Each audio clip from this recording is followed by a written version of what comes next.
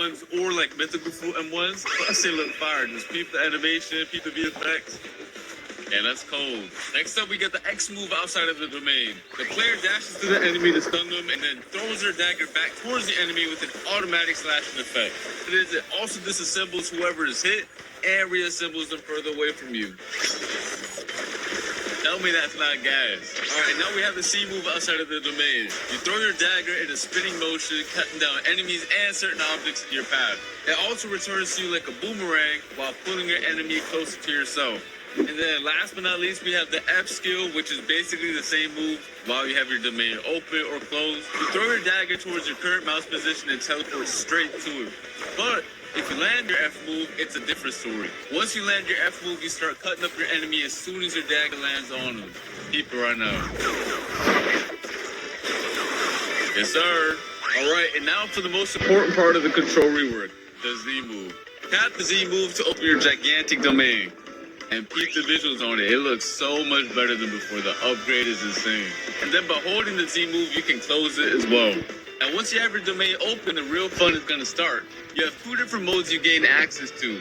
One is the hands mode and one is the daggers mode. The hands mode purpose is for creating and controlling the battlefield. And y'all are going to see it once I showcase it. And meanwhile, the dagger mode is meant for cutting and execution. And to switch between the modes, you have to tap the Z ability while you're inside of your domain, which is also indicated by some special VFX, as you can see. Alright, and while you're inside of your own domain, all your movement-related animations are changed as well. So peep the idle animation right now, it's looking mad clean. The dashes are mad fire too, they got changed as well. And the jump animation looks fire too. Not only that, but your flash step also has a cool feature now. Whenever you flash step, the location you land at will spawn a pillar right below you that's going to launch you straight in the air for extra movement.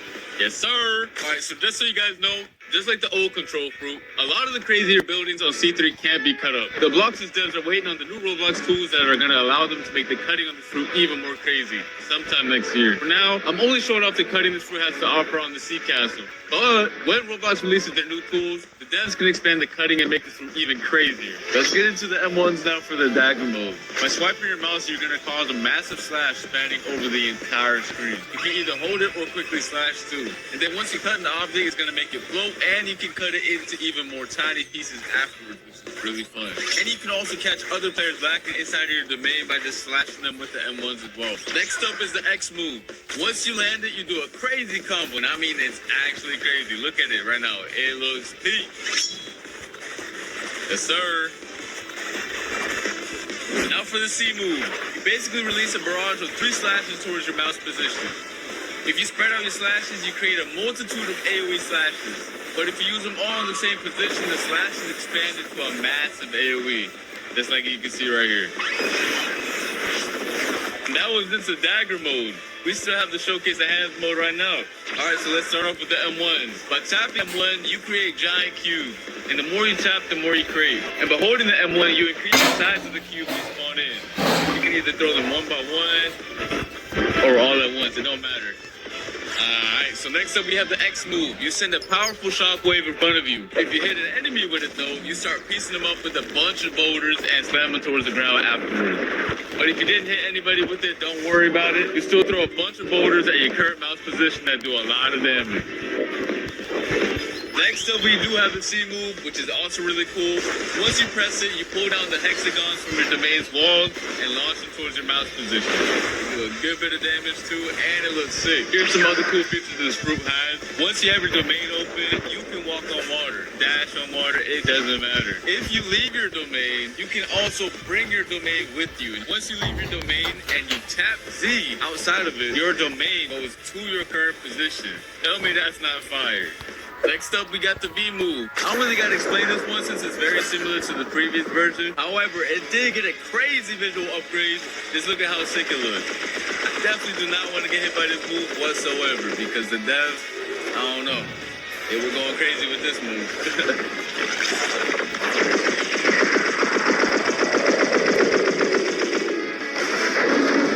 Now, if you hold the B move, it's a whole different story because it triggers this insane cinematic right here. Go peep it right now.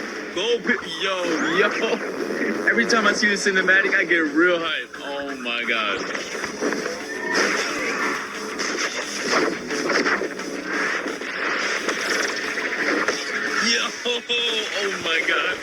Yo, the devs really cooked with this cinematic right here. Holy. And yeah, that pretty much sums up the crazy new control rework. It has so many new abilities, so many things to do, and it's overall just a banger top tier fruit. I really had a blast testing out all the new abilities. The fruit was extremely fun to use as well, and I cannot wait for you guys to get your hands on it. I want to see nothing but W's, straight up W's in the chat for this fruit. And let me know what your favorite new feature is in the comment section down below. The control rework was extremely hype, but we also have another crazy feature coming to the game. Blox is now introducing an all-new dungeon system.